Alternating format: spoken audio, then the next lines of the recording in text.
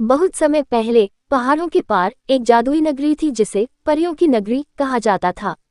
इस नगरी में पेड़ पौधे चमचमाते थे, हवा में मीठी सुगंध बहती थी और हर कोना जादू से भरा हुआ था। लेकिन इस नगरी की सबसे खास चीज थी सोने की जादुई छड़ी।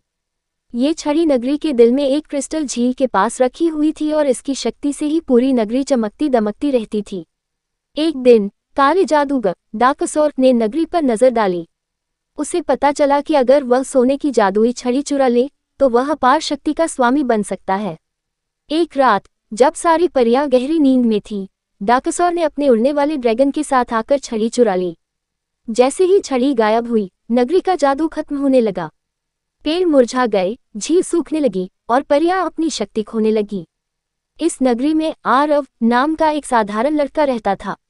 आरव बचपन से परियों की कहानियां सुनता आया था, लेकिन उसने कभी नहीं सोचा था कि वह उनका हिस्सा बनेगा।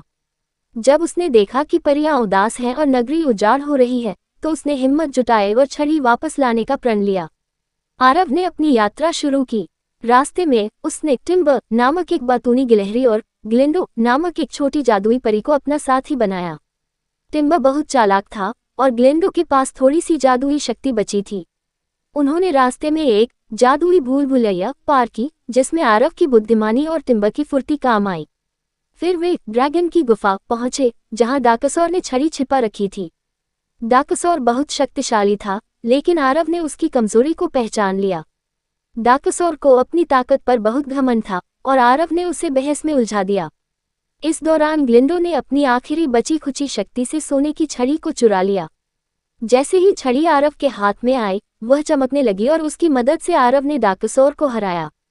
आरव, टिम्बर और ग्लिंडो छड़ी लेकर परियों की नगरी लौट आए। जैसे ही छड़ी को झील के पास रखा गया, नगरी फिर से जादू से भर गई। परियां खुशी से झूम उठी और आरव को परियों का संरक्षक घोषित किया गया।